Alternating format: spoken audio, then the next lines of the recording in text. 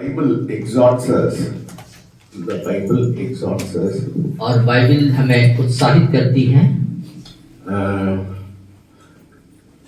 Whatever we do, जो कुछ हम करते हैं we have to do with understanding. और जो कुछ हम करते हैं उसको समझदारी के साथ करें। कितना लोग सोचते हैं कितने लोग सोचते हैं इस बात को कि बाइबल हमें उत्साहित करती है कि जो कुछ हम करें वो समझदारी के साथ है ना? करें। Because it's very important. Whatever we do, we have to do with understanding, and because the God we worship is a God of understanding, and Jesus said, worship God in spirit and in truth. और Bible हमें इस बात को उत्साहित करती है कि जो कुछ हम करते हैं उसको समझदारी के साथ करना। ये महत्वपूर्ण बात है इस बात को समझना, क्योंकि बाइबल प्रभु यीशु मसीह इस बात को भी सिखाते हैं कि जो आराधना करना है, जो स्तुति करना है, वो आत्मा और सच्चाई के साथ, समझ के साथ हम जो है उसकी आराधना करें। I want you to know this. I do not know how many of you will agree with me, but this so-called Lent season. हाँ, और मैं जो बताना चाह रहा हूँ, जो मेरी समझ की, आप लोग कितने मेरे साथ एग्री होंगे ये भी नहीं मालूम, कि ये जो उपवास कालिक जो प्रार्थना 40 दिन का चलता है ना, over the period of time, और पुराने समयों में what happened was,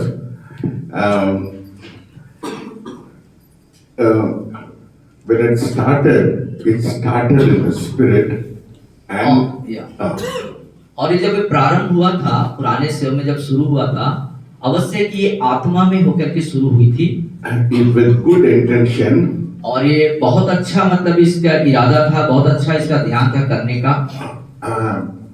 It was good to meditate on the cross, और क्रूस पर मनन करना बहुत अच्छी बात है, but unfortunately, लेकिन दुर्भाग्य से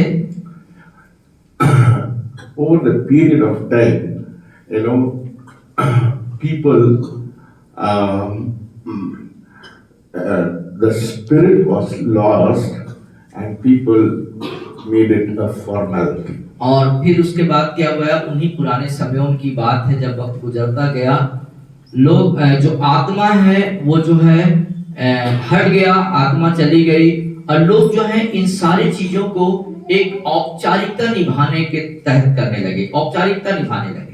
So instead of the Bible, let us turn to Joel chapter 2. Joel नबी की पुस्तक उसका 2रा अध्याय निकालेंगे।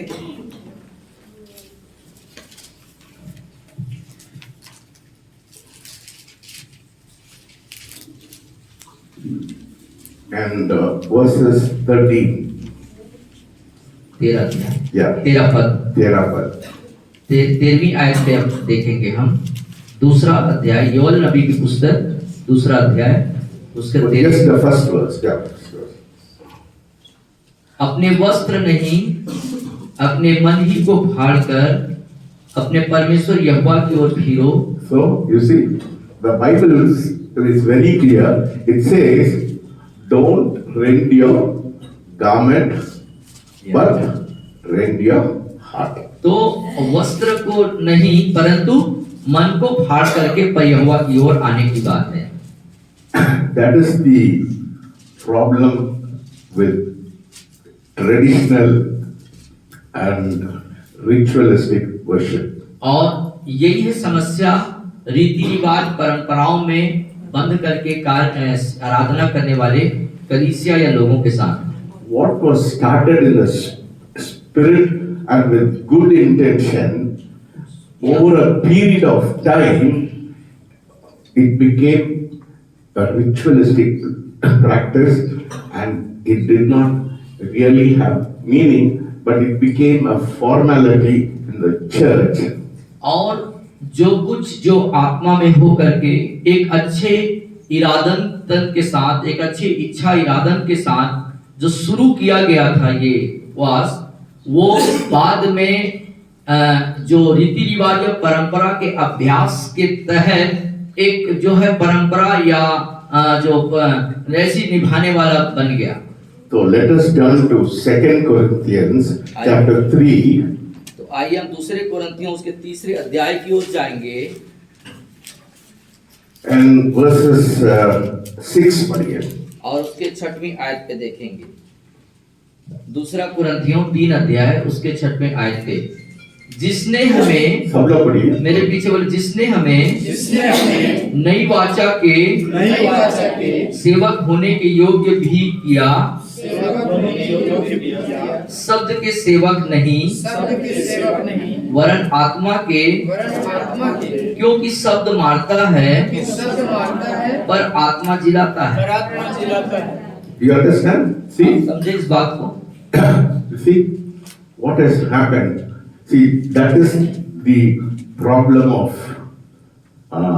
ritualistic and formality of going through this motion of Lent. और यही वो बात है जो रूढ़िवादी परंपरावादी कलीसियाएं जो औपचारिकता निभाते हुए इस उपवास के चीजों को करते चले आ रहे हैं। Because the new covenant is not of the letter but of the spirit. क्योंकि जो नई वाचा है, नई जो प्रतिज्ञा है, वो शब्द के अनुसार नहीं, आत्मा के अनुसार। So if you follow by the letter, the Bible says it kills. तो बाइबल बताती है यदि शब्दों के अनुसार चलेंगे तो ये आपको मारता है। But if you do it according to the spirit, it gives life. लेकिन यदि आप इसे आत्मा के अनुसार करते हैं तो ये आपको जीवन प्रदान करता है। We always see God is always looking at your heart, your intention of your heart. और हर समय इस बात को हम चिताते बोलते हैं आपको कि परमेश्वर हर समय सदैव आपके हृदय की इच्छा, हृदय के इरादा क्या है, उस तरफ परमेश्वर का ध्यान होता है। The problem with man is we look at the exterior, but the Lord looks into the interior. और जो समस्या है हमारे साथ कि हम मनुष्य बाहरी रूप, बाहरी क्षेत्र को देखते हैं, जबकि परमेश्वर हमारे आंतरिक भाग को निहारते हैं। So what has happened? How this Lent came into the church, तो आइए हम देखेंगे ये जो उपवासकालीन जो प्रार्थना चलती उपवास जो है, ये कलीसिया के अंदर कैसे आया? Have any of you thought about it? How it has come inside the church? क्या बता सकते हैं कि ये चर्च में कैसे आया? See, that's why it's very important. You should discern the word of God, and whatever you do, you have to do with understanding. और इसीलिए कहा जाता है कि आप परमेश्वर के वचन को सही रीति से पहचाने और समझदारी के साथ कार्य करें।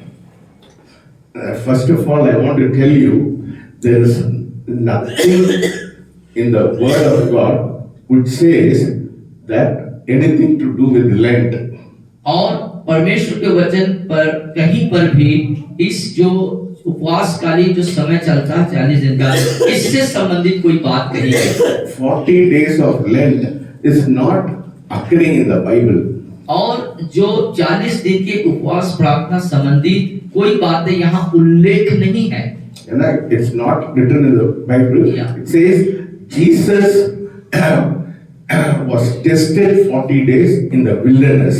और एक बात कही गई वहां पर कि प्रभु यीशु मसीह का 40 दिनों तक बियाबान जगह में उसकी परीक्षा हुई। How did it happen? When Jesus was baptized, then he was led by the Holy Spirit into the wilderness to be tested. और ये कब हुआ? जब प्रभु यीशु मसीह बपतिस्मा को लिए, उसके बाद आत्मा ने उन्हें जंगल में लेके गया ताकि 40 दिन तक उसकी परीक्षा होए। There is no relevance in the Bible about Lent and fasting for 40 days. और 40 दिन के उपवास प्रार्थना रखने संबंधी बाइबल में कहीं पर भी किसी भी प्रकार का जिक्र या उल्लेख नहीं है। Don't get me wrong, I'm just quoting the word of God. और मैं सिर्फ परमेश्वर के वचनों को देते हुए, हवाला देते हुए मैं आपको बता रहा हूँ, आप मुझे गलत मत समझिए। I will change my mind if you see. We have to go by the word of God. और हमें चाहिए कि हम परमेश्वर के वचन के अनुसार आगे चलें। Otherwise, we are tend to be misled and we are tend to do things as a formality and not in the spirit. अन्यथा यही होगा कि हम आत्मा के अनुसार नहीं, परंतु औपचारिकता निभाने के लिए हम करेंगे उसको। What you should know, I want to give you the history. Before Jesus went to the cross, what did he do? He was celebrating Passover, which was in the Old Testament.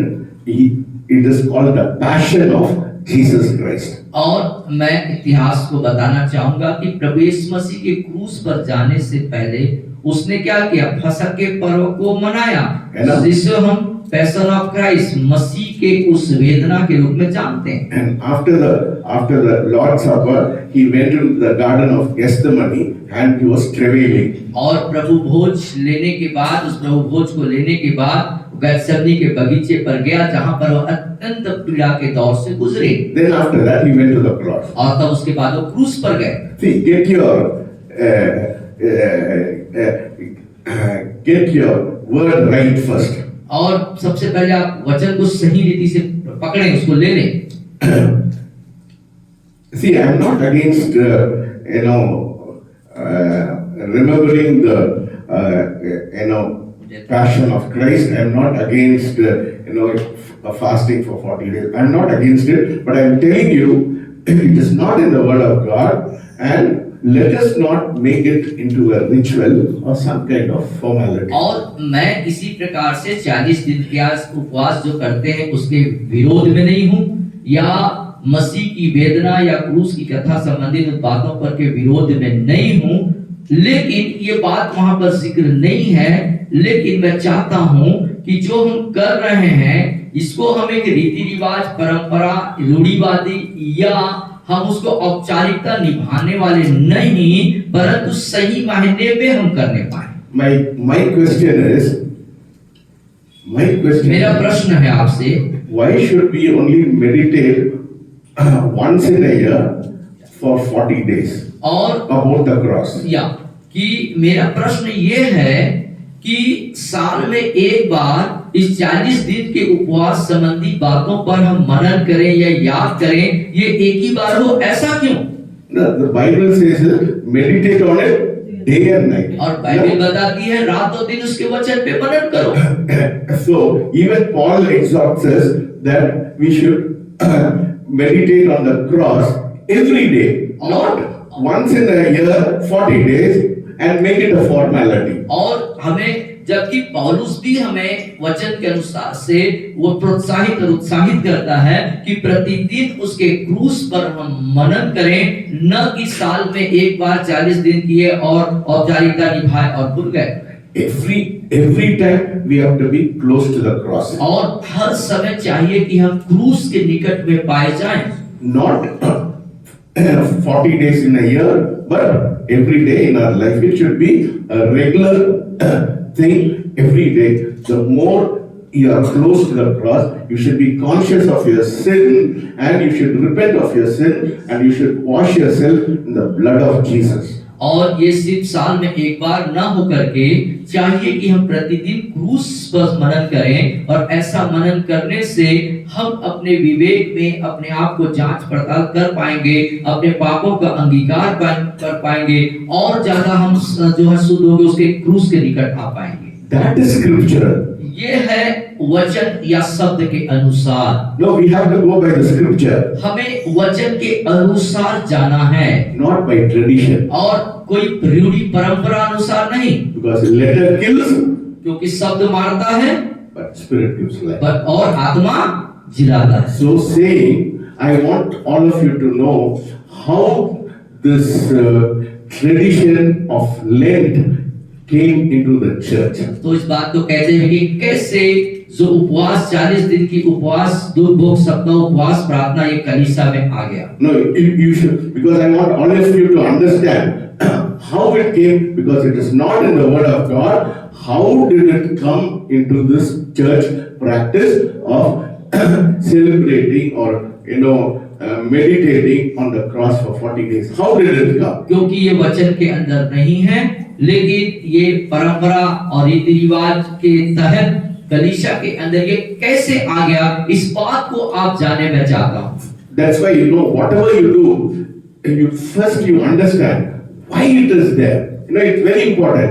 Don't do it because everybody, all the people are doing, I am also doing. Everybody wants to fall into the well, you also want to fall into the well. That is not right. और मैं चाहता हूँ कि जो कुछ आप करें वो वचन के अनुसार करें, और आपके अंदर प्रश्न होना चाहिए कि जो कर रहे हैं ये क्यों करना है, इसका क्या कारण है। क्योंकि ऐसा नहीं कि सब लोग कर रहे हैं तो मैं भी कर रही हूँ या कर रहा हूँ, इसका मतलब यही हो जाएगा कि सब लोग कुएं में कूद रहे हैं तो मैं भी कूद जाऊं। So I will tell you, because most of you do not know, but I will tell you how this came inside the church. और आप में से बहुत लोग नहीं जानते, इसलिए मैं आपसे कहता हूँ कि कैसे कलीसिया में ये बातें आ गई। The church was suffering persecution for 300 years. और 3 साल 300 years, yeah, right from the time of Christ to 300 years, the church was suffering. और मसीह यीशु के क्रूसीकरण के बाद से 3 शताब्दी तक जो कलीसिया है वो भयंकर सताव के दौर से होके जा रहा था। And when Constantinople became the king, he made Christianity the state religion. और उस समय के जो राजा कंस्टाइन जो थे, उसने मसीहत जो है उसको एक राजकीय धर्म घोषित किया। Before that, it was not an established religion. That's why there was persecution. But they say that King Constantinople had a vision, and from that time onwards, it became a state. Christianity was recognized as a state religion. और उसके पहले जो है सताव बहुत था, और राजा कंस्टांटिनोपल ने जब इस बात को स्वीकार किया, ईसाई बन गया, और उसने इस मसीहत को, क्रिश्चियनिटी को जो है एक राजकीय धर्म घोषित किया, और वहां से फिर ये परंपरा जो है चली आ रही। In the year 303 AD, और 303 AD में there was a place called Nicene in Italy. और इटली में नाइसिन करके एक जगह था। So the church council, the early fathers, church fathers, they met at a place called Nicene, and they formed the Nicene Council. और वहां पर जो नाइसिन में जो चर्च फादर थे, उस समय के जो अगुआ चर्च फादर थे, उन्होंने एक चर्च फादर जो है एक सभा को आयोजित करते हैं, एक समूह को आयोजित करते हैं। And they lot of they brought doctrine inside the church. और तब उन्होंने चर्च के अंदर, कलीसिया के अंदर सिद्धांतों को लाया। One of the doctrine, you can go to the Anglican Church, CNI Church, Lutheran Church. It is called the Nicene Creed. I am not going to talk in detail about the Nicene. It is called the Nicene Creed. It talks about the Trinity of the Lord, Trinity of God. और परमेश्वर के त्रिएक तो संबंधित यदि आप परंपरावादी रूढ़िवादी कलीसिया हैं, जैसे सीएनआई, लूथरन और इन सब कलीसियाओं में जाएंगे तो उन चीजों को आप वहां पर देखेंगे, वहां पर आपको उसको मिलेगा जिसके डिटेल अभी हम बता नहीं सकते। So they formed the doctrine, and the second thing what they did was, और उन्होंने उस सिद्धांतों को निर्माण किया। दूसरी जो बात उन्होंने वहां पे जो कार्य किया वो ये है, to enhance the spiritual life of the body of Christ. और मसीह के आत्मिक जीवन को they instituted certain doctrine. उन्होंने मसीह के आत्मिक जीवन को कुछ सैद्धांतिक बातों का निर्माण करके उतने पर उसको बना दिया। To enhance the spiritual life of the body of Christ. और मसीह के शरीर को उन्होंने एक संस्थागत सिद्धांतों के अंदर रख दिया। है ना? So one of the thing was Lent. और उन्हीं में से एक चीज है ये धूप भोग सप्ताह वाला उपवास। Lent, you know. Yeah. So in the big, they said they want in the first doctrine they said baptism of the small child. और पहले सिद्धांत में उन्होंने जो फिट किया जो लगाया वो ये कि बच्चों का बपतिस्मा होना। And then confirmation, you know, उसके in बाद Lutheran churches and Yeah. CNN churches, you have what we call confirmation. और देखना छोटे बच्चों का बपतिस्मा हो जाता है, फिर कुछ रूढ़िवादी कलीसियाओं में, परंपरा वाली कलीसियाओं में बड़े होकर के उसका दृढ़ीकरण करते हैं उसको। And in some of they diversified the doctrine. In evangelical churches, they said baptism. You know, from confirmation, the evangelical churches turned into baptism. Baptism instead of child baptism, they said baptism to when you accept the Lord Jesus Christ. और कुछ जो कलीसिया जैसे Lutheran वगैरह है वहां पर बच्चों की बपतिस्मा से फिर उसको बड़ों की बपतिस्मा में उसको थोड़ा परिवर्तित किया गया। You know, it was confirmation in the mainline churches. In Roman Catholic, it was started only in the Roman Catholic Church. You know, confirmation, child baptism, and confirmation, and after that you can take the Lord's Supper. और जो जैसे कि आप Roman Catholic church में जाएंगे बच्चों का बपतिस्मा पहले कर देते हैं, फिर बड़े होने के बाद उनका दृढ़ीकरण होता है, तब फिर वो जो है प्रभु भोज में सम्मिलित होते हैं। You know, nobody can take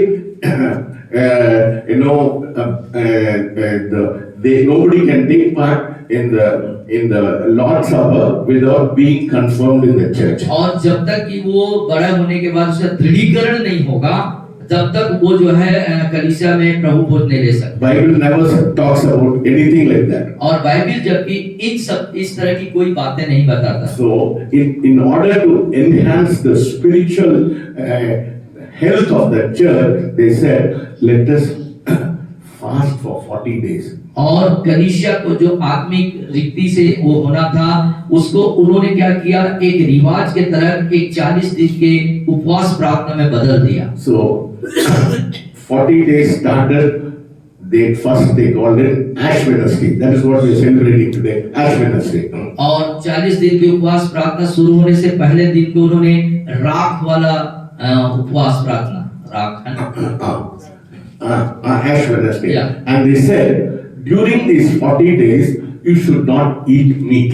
और इन 40 दिन के उपवास मीटिंग के दरमियान उनका कथन है कि आपको किसी प्रकार से मटन मुर्गा नहीं खाना है। You know, it is by if you go into church history, you will see all those things. और जब कलीसियाई इतिहास को अध्ययन करेंगे तो ये सारी बातें आपको वहां पे मिलेंगी। And so the 40 days was instituted that we should sacrifice something as when we meditate on the cross. और इस 40 दिन के जो उपवास मीटिंग होती है उसके दरमियान उन्होंने उसको इस तरीके से स्थापित किया कि आपको इस दरमियान कुछ बलिदान चढ़ाना है। So in order to enhance your spiritual life. और आपके आत्मिक जीवन को होने के लिए। This has got nothing to do with the Bible. और यहाँ पर जबकि वचन में ऐसा कोई बात नहीं लिखा है। बाइबल में कुछ नहीं लिखा है। This is only these doctrines were instituted by the church fathers in a place called Nicene 303 year AD. और जो ये सारी जितनी बातें जो बताई गई आज वो सारी बातें जो फादर थे उस समय के उन्होंने इस सब चीज को स्थापित किया। उस समय के अगुए थे, प्राचीन जो थे कलीसिया के, उन्होंने इस चीज को स्थापित किया, जबकि परमेश्वर के वचन में ऐसा कुछ नहीं लिखा गया है। जो नाइसिन एक जगह है जो 300 AD के अंदर। They did it with good intention. और उन्होंने कुछ उसको भले मनसा से। I am not critical about it. They did it with good intention. But over the period of time, what has happened? It has become a formality and a ritual. और इन सब चीजों को उन्होंने भले मनसा से, अच्छे इरादा से किया, लेकिन बाद में जो है ये जो चीजें हैं एक औपचारिकता बन के रह गई। है ना? So now if you go into the CNI or the CSI church or the Lutheran church, unless you are confirmed, you are not the communicant member of the church. और यदि आप इन परंपरागत कलीसियाओं में जब जाएंगे, सीएनआई और लूथरन वगैरह में, जब तक कि आपका दृढ़ीकरण नहीं होगा, आप उस कलीसिया के अंग नहीं हो सकते। They made it a rule and a regulation. उन्होंने इसको एक नियम कानून बना लिया। Child should be baptized.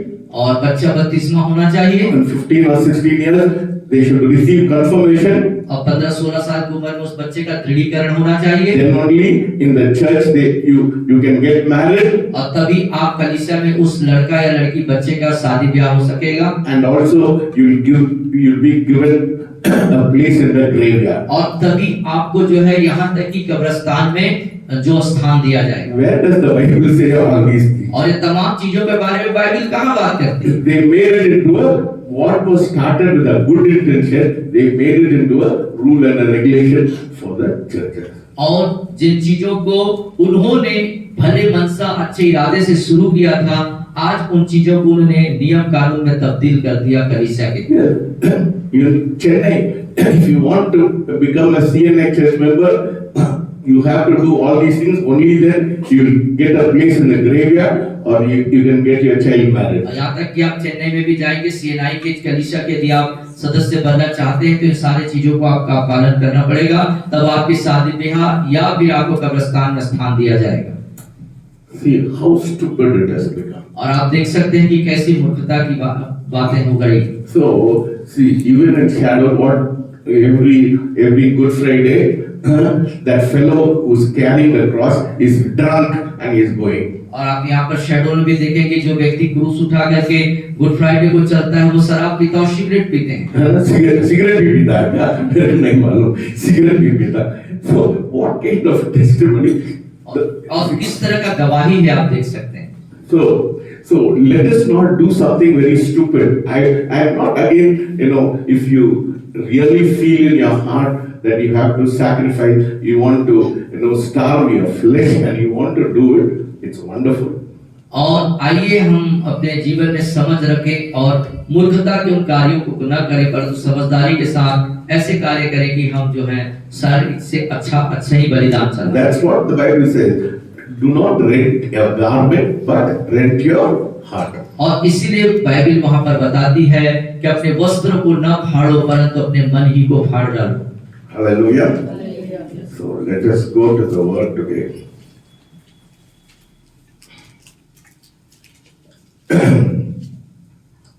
Heavenly Father, we thank you and we praise you, Lord, for this wonderful time as we meditate on the cross this evening.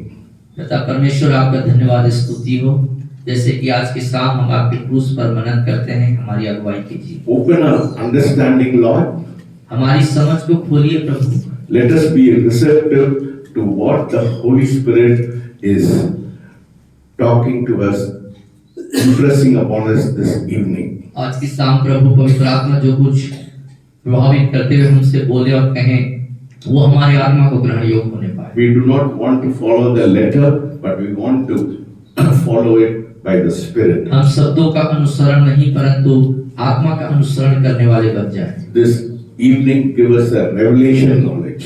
आइए पिता परमेश्वर, इस शाम हमें ज्ञान का प्रकाशन दीजिए। In Jesus' name I pray. यीशु मसीह के नाम से प्रार्थना मांगता हूँ, सब कहेंगे आमीन। Amen. So many of us have heard the phrase Lamb of God. और आप में से कई लोगों ने सुना है एक साफ सुथरा परमेश्वर का मेमना। ना कितना लोग सुना है Lamb of God? सब लोग सुना है। परमेश्वर के मेमने के बारे में कितने लोग सुना? Yeah. So people have heard the word, the phrase, the Lamb of God. और लोगों ने सुना कि एक साफ सुथरा शुद्ध परमेश्वर के मेमने के बारे में। And what kind of imagination you get when you think the term the Lamb of God. और परमेश्वर के मेमने के बारे में सुनने के बाद आपके अंदर किस तरह की कल्पना में आप जाते हैं, किस तरह का आप एक दृश्य को कल्पना करते हैं, क्या कल्पना आता क्या है? कल्पना आता है, क्या सोचते हैं आप लोग? परमेश्वर का एक साफ सुथरा शुद्ध मेमना कहने से क्या कल्पना करते हैं, क्या चित्र आता है आपके अंदर, क्या दृश्य आता है आपके अंदर? हाँ? हाँ? प्रभु यीशु मसीह, क्या प्रभु यीशु मसीह, ठीक है, very good, okay, so what kind of when we think about the Lamb of God, we think something very gentle, ना? और परमेश्वर की मेमना के बारे में जब सोचते हैं तो कुछ हम जो है एक सम्मानीय जेंटल सोचते हैं। बेड़े के देखने से आप लोग क्या सोचते हैं? क्या सोचते हैं? बेड़े के देखने में क्या सोचते हैं? सीधा, है ना? सीधा। भेड़ के बच्चे के बारे में क्या देखते हैं? कैसे देखते हैं? When you think about a lamb, what do you think? एक मेमना देखें, कितने लोग मेमना देखे हैं?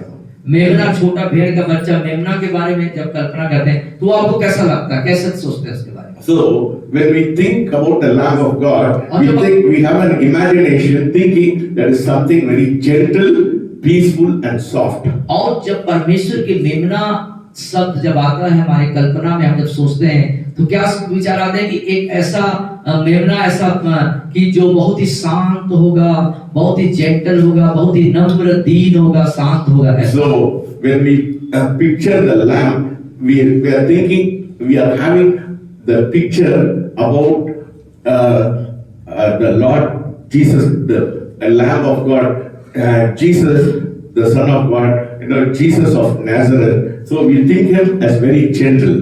और जब नासरत के यीशु जो परमेश्वर का मेमने के रूप में जब हम उसको परिकल्पना करते हैं या उसके बारे में सोचते हैं या उसके दृश्य देखते हैं तो बहुत ही एक जेंटल के रूप में देखते हैं। Yes, you think it is very gentle, no? You think Jesus is very gentle, harmless, very soft, no? और बहुत ही मतलब ये बहुत कोमल, बहुत भी शांति से भरा हुआ, बहुत सीधा साधा, बहुत ही सादगी से भरा हुआ जाता है। Please don't get fooled. और कृपा करके मूर्ख न बने। In Israel, इस्राएल में a lamb did not represent innocence. और in Israel, a lamb did not represent innocence. और इस्राएल में जो मेमना है उसको निर्दोषता को प्रदर्शित नहीं करता। It represented slaughter. और वो वध होने वाला के रूप में उसको प्रदर्शित क्या है? वध होने वाला, slaughter. See? उसको काटने, उसको कत्ल करने के रूप में उसको प्रदर्शित करते हैं। Because early sacrifice, what did they do? They slaughtered the lamb. और when they offered a sin offering, what did they do?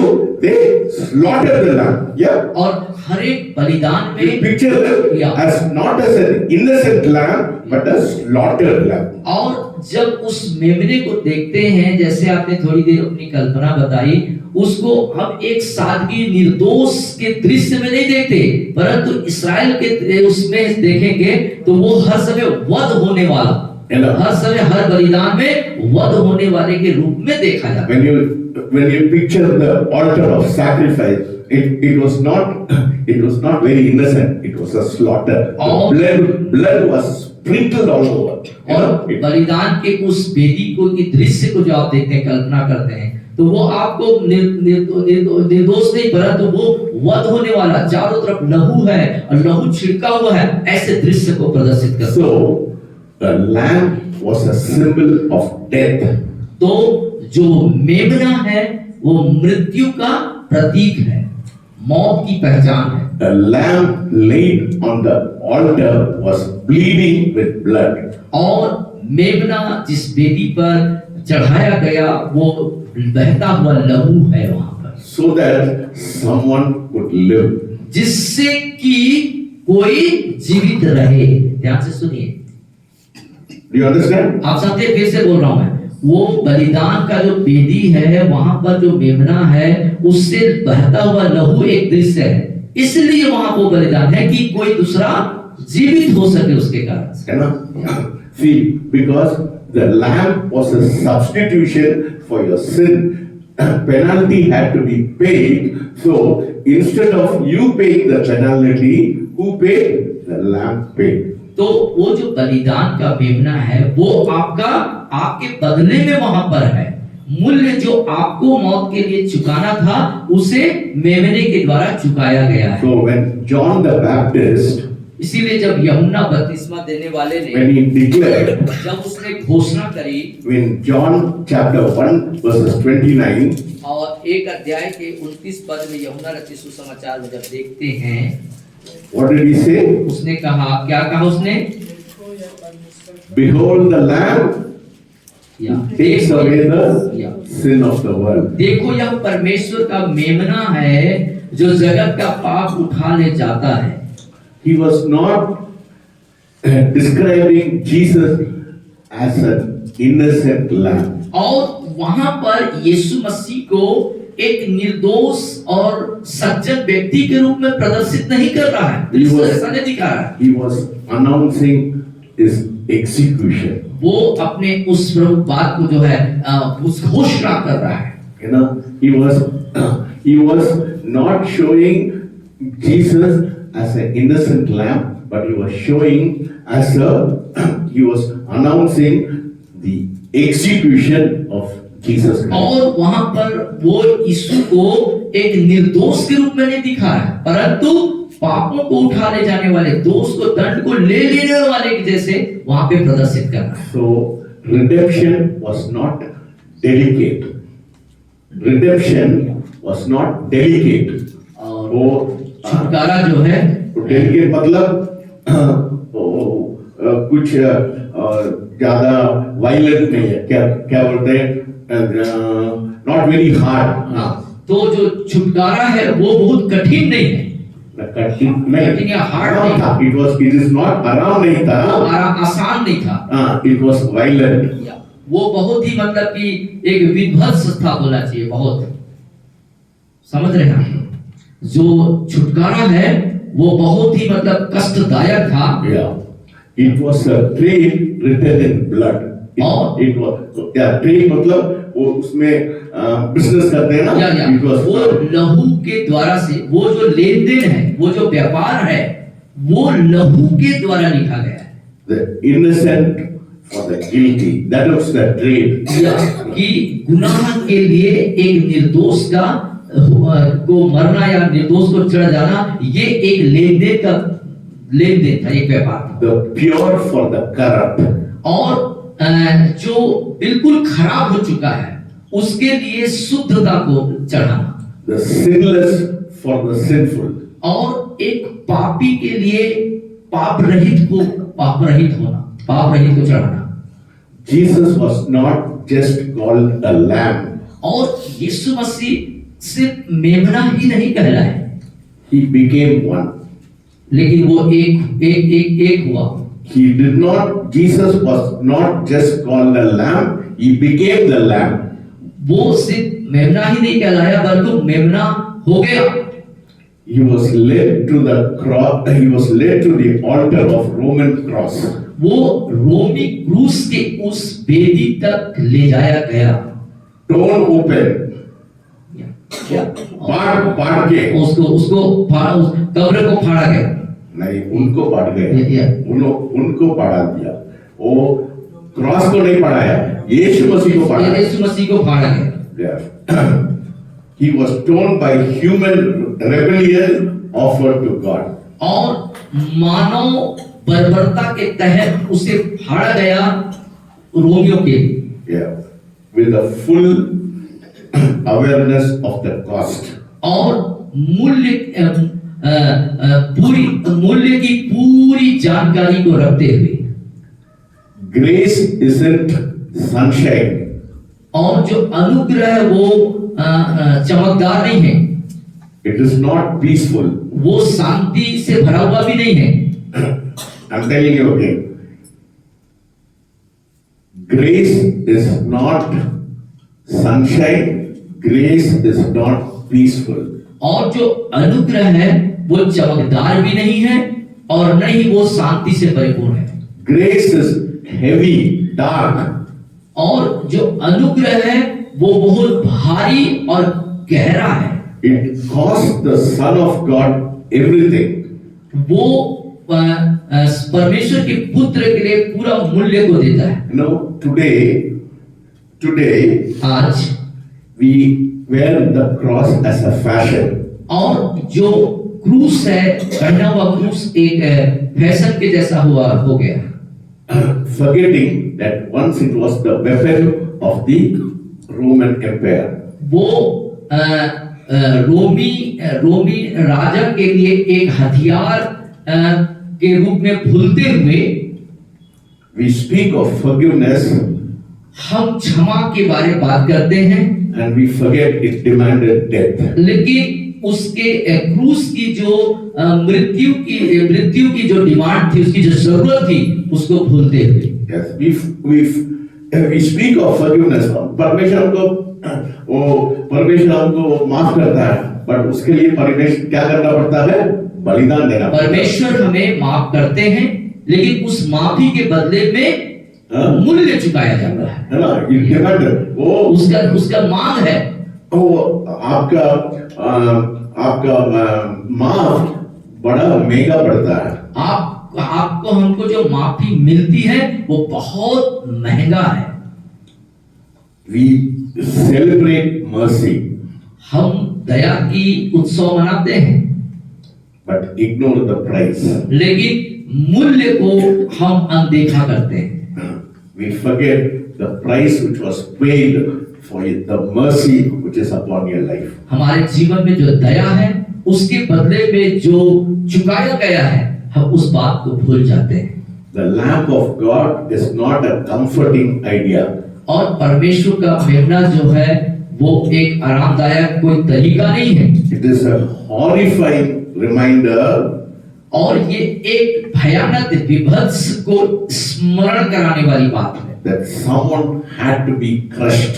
कि कोई है था जो कुचला गया, So humanity could breathe again. जिससे कि मानवता को फिर से सांस मिल सके।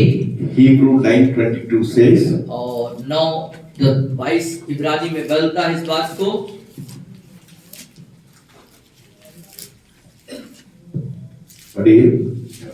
सच तो यह है कि व्यवस्था के अनुसार प्रायः सब वस्तुएं लहू के द्वारा शुद्ध की जाती हैं, और बिना लहू बहाए पापों की क्षमा नहीं। बिना लहू को पापों की क्षमा नहीं। So the lamb was not an innocent lamb. तो जो मेमना जो था वो निर्दोष नहीं था। So don't picture the lamb of God as something very innocent, very peaceful. तो जब परमेश्वर के मेमने का एक दृश्य आंकलन जब करते, दृश्य देखते हैं, तो उसको निर्दोष या शांति से भरा हुआ सज्जनता के रूप में न दृश्य लगाएं। Imagine आप कल्पना करें the blood was bleeding on the altar. कि उस बेदी को आप एक कल्पना करें और देखें कि बेदी पर से लहू बहा जा रहा है। So that is what it says in Isaiah 53. ना? और इसी बात को यशायाह 53 अध्याय में जिक्र करते हैं।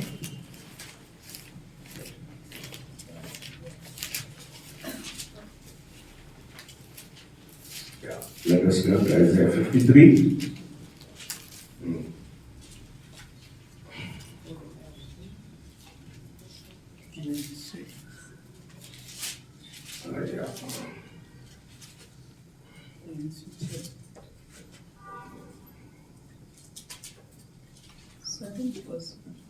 He was, wait, I'll tell you. I want to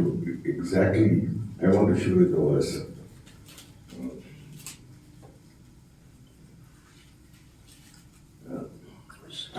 Verses 2 and 3 पढ़िए। 2 और 3 को पढ़ेंगे। क्योंकि वह उसके सामने अंकुर के समान और ऐसे जड़ के समान उगा जो निर्जल भूमि में फूट निकले, उसकी न तो कोई कुछ सुंदरता थी नो सुंदरता थी कि हम उसको देखते, तो देखते। और ना उसका रूप ही हमें ऐसा दिखाई पड़ा Yes. कि हम उसको चाहते। Yes. वह तुच्छ जाना जाता, Yes. मनुष्यों का त्यागा हुआ था, Yes. वह दुखी पुरुष था, रोग से उसकी जान पहचान थी, Yes. और लोग उससे मुख फेर लेते थे। वह तुच्छ जाना गया और हमने उसका मूल्य There न is जाना, no beauty that we should desire him. और उसके अंदर कोई सुंदरता नहीं थी कि हम उसको पहचान। ना उसको इतना they hit him so badly. और उसको इतना पीटा गया था, इतना मारा गया था। I was reading a book how Jesus was tortured. और मैं एक किताब को पढ़ रहा था कि कैसे प्रभु यीशु मसीह को प्रताड़ित किए गए। They hit him so badly इतना भयंकर उसको मारा गया था that blood came out of his body कि उसके शरीर से जो लहू है वो निकल आया था, and his lungs were filled with fluid.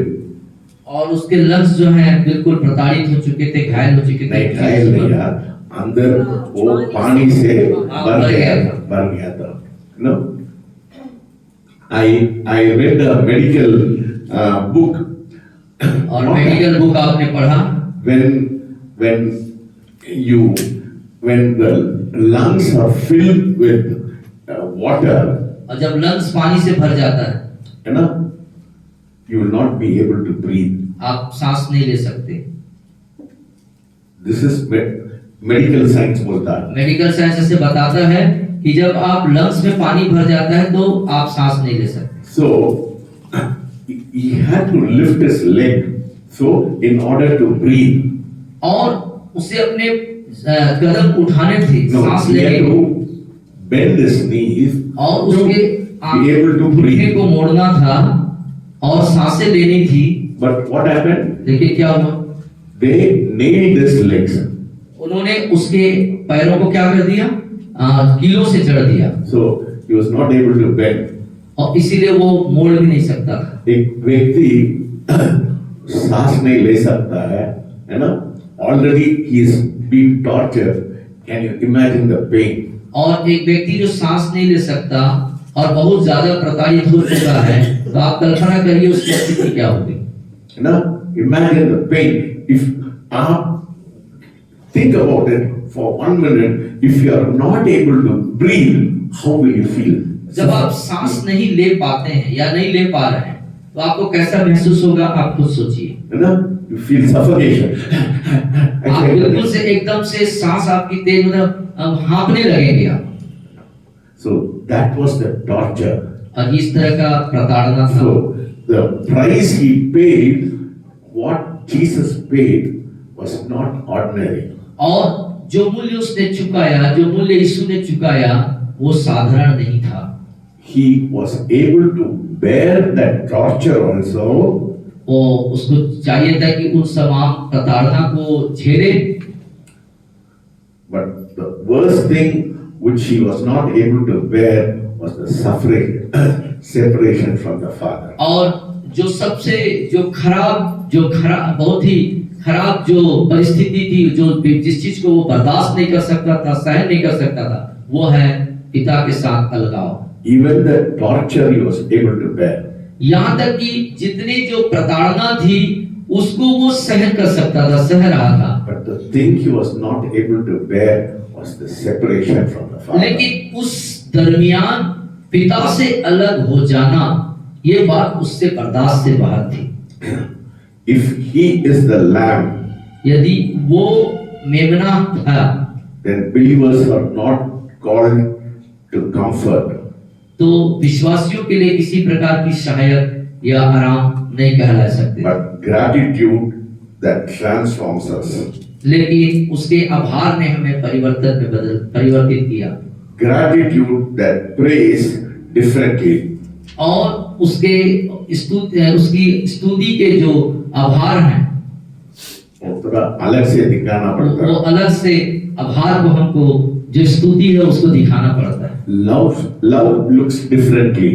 और प्रेम अलग दिखता है, and life looks very different. जीवन अलग दिखता है, Because once you understand क्योंकि एक बार जब आप समझ जाते हैं what the Lamb of God means, परमेश्वर के मेमने का मतलब क्या है, you stop treating your salvation as a slogan, और तब आप अपने उद्धार को एक कहावत के रूप में व्यवहार करना, but treat it like a sacrifice. बल्कि उसे अपने उद्धार को एक बलिदान के रूप में आप व्यवहार करेंगे। That is the response God is expecting from us. और यही वो जिम्मेदारी है परमेश्वर आपसे मुझसे अपेक्षा रखते हैं। Please always remember this.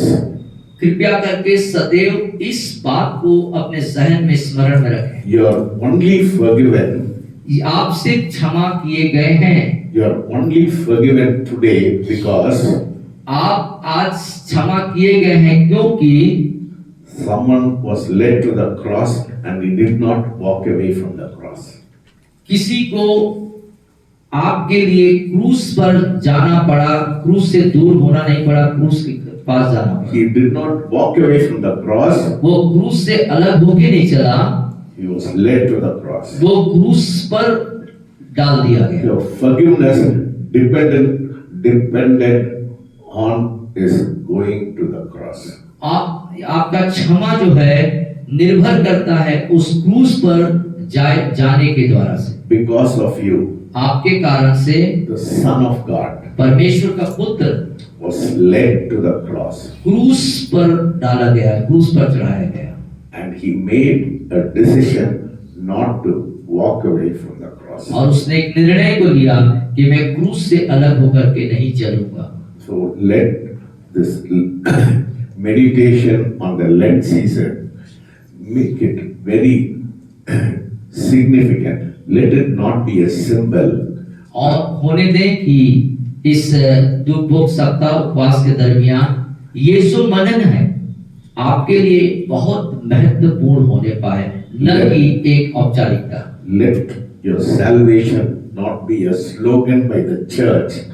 आपका उद्धार किसी कलीसिया की, किसी चर्च की कोई स्लोगन न रहे, कोई कहावत न बने, But really means that a great torturous penalty was paid.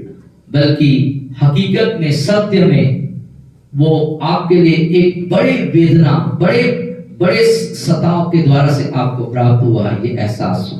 Your salvation, don't treat your salvation like an ordinary thing, but something which demands a great response from your heart. और अपने उद्धार के प्रति आप जो है अनजाने न रहे या उसको हल्के में न ले, परंतु एक महान बलिदान उसके लिए चुकाया गया है, इस बात को रखें। Bible gives us a very clear picture. और बाइबल बहुत स्पष्ट दृश्य आप हमको दिखाती है। Without the shedding of the blood, there is no forgiveness of sin. लहू बहाए बिना पाप की क्षमा नहीं हो सकती है। Blood was shed मतलब it was a have you seen वो मुसलमान लोग कट करके क्या करते हैं, हाँ वो बकरा को कट करके देखते हैं, हलाल करते हैं। आपने कभी वध होते हुए, हलाल होते हुए बकरा देखे हैं? जब उसको हलाल किया जाता है तो वो खून बहता जाता है और वो एकदम ऐसे फड़फड़ाता रहता है। It doesn't die immediately. वो तुरंत नहीं मरता है, तड़प तड़प के मरता है। It's a torture. ये है वो प्रताड़ना। So let us be conscious. A great price was paid for us. हमारे लिए जो बहुमूल्य मूल्य चुकाया गया है उसके प्रति हम विवेकशील हों, समझदार हों। The great price was paid. महान बलिदान हमारे लिए चुकाया गया है, So don't take it as a symbol. तो इसको आप कोई प्रतीक के रूप में न लें। That's why I'm saying don't take it as a ritual or some kind of formality which we celebrate every 40 days for every year, 40 days in a year. और इस महान बलिदान को आप कोई रीति रिवाज परंपरा के अंदर न बांध के रखें, ऐसा न सोचें, क्योंकि आपके लिए महान बलिदान दिया गया है। God had to pay a terrible price. और परमेश्वर को चाहिए था कि एक भयंकर मूल्य को आपके और मेरे लिए चुकाए, Not only physically, सिर्फ शारीरिक रीति से ही नहीं but spiritually. बल्कि आत्मिक रीति से भी। You know, the greatest torture for him was not physical, और जो सबसे बड़ा जो प्रताड़ना था वो शारीरिक नहीं था but spiritual. बल्कि आत्मिक था। He could bear the physical, but he could not bear the spiritual. वो शारीरिक पीड़ा को तो उठा सकते थे लेकिन आत्मिक पीड़ा को नहीं उठा सकते थे। So, what is your relationship with God today? तो इसीलिए आज परमेश्वर के साथ आपका संबंध कैसा है? हल्का रूप में मत ले। हल्के रूप में मत लीजिए। Your relationship is very precious. आपका संबंध पिता के साथ बहुत प्रेशियस है, बहुमूल्य है। If your relationship with God is not perfect, your relationship with your neighbor, your family will not be perfect. यदि आपका संबंध खुदा के साथ अच्छे नहीं है तो आपके पड़ोसी के साथ भी आपके संबंध अच्छे नहीं हो सकते। Tell God to speak to you this morning. आज की शाम खुदा से कहें कि खुदा मुझसे बातचीत कीजिए। कौन प्रार्थना करने के लिए तैयार है? कौन प्रार्थना करने के लिए तैयार है? खड़े होकर प्रार्थना। खड़े होकर के प्रार्थना कीजिए। आंखें बंद रखें। जिनको अगुवाई मिलती है स्थान पर खड़े हो जाएं और प्रार्थना करें। जल्दी करिए, खत्म करेंगे। स्वर्गीय दयालु प्रभु, जय जयकार स्तुति हो। आपकी बड़ाई प्रशंसा तारीफ करते हैं पिता परमेश्वर। और प्रभु जी, इन दिनों पिता परमेश्वर जबकि आपके दुखों को स्मरण करते हैं, आपके उस प्रताड़ना को याद करते हैं पिता परमेश्वर, आपके बलिदानों को याद करते हैं प्रभु। आपने कितना भयंकर हमारे लिए बलिदान हुए पिता परमेश्वर, आपका हम हृदय से धन्यवाद देते हैं प्रभु जी। और पिता परमेश्वर पूरे मन से, पूरे हृदय से आपके पीछे चलने वाले हो सके पिता परमेश्वर। ना सिर्फ ये दिखावा हो प्रभु जी और ना रीति रिवाज हो प्रभु जी, लेकिन पूरे हृदय से आपके वचन के अनुसार से चलने वाले हो सके। जैसा प्रभु यीशु मसीह का स्वभाव था वैसा हम सबका स्वभाव होने वाला हो सके पिता परमेश्वर। ताकि प्रभु जैसा पिता को इच्छा था, इच्छा को पूरी किया, वैसे ही पिता परमेश्वर आज हम लोग जब इस संसार में रहते हैं परमेश्वर, आपकी इच्छा के अनुसार चलने वाले हो सके, आपकी इच्छा को पूरा करने वाले हो सके पिता परमेश्वर। आप हम सबकी सहायता करिए, मदद कर, अगुवाई करिए पिता परमेश्वर। और इस वचन के द्वारा आपने हम सबको आशीषित किया, आपका हम धन्यवाद देते हैं पिता परमेश्वर। इसी तरह प्रभु हमें से प्रतिदिन हमसे बात करिए पिता परमेश्वर। आपकी महिमा करे, स्तुति करे, आपकी बड़ाई, आपकी प्रशंसा करने वाले हो सके। प्रार्थना यीशु के नाम से मांगते हैं। Amen. The Lord will bless you and keep you. The Lord will make his face shine upon you. The Lord will lift up his countenance and be gracious unto you and give you peace. In the name of the Father, Son, and the Holy Spirit. Amen. We give all the glory to Jesus and tell of his love, his wonderful love. We give all the glory to Jesus and tell of his wonderful love. Amen. Good. सब कुछ है।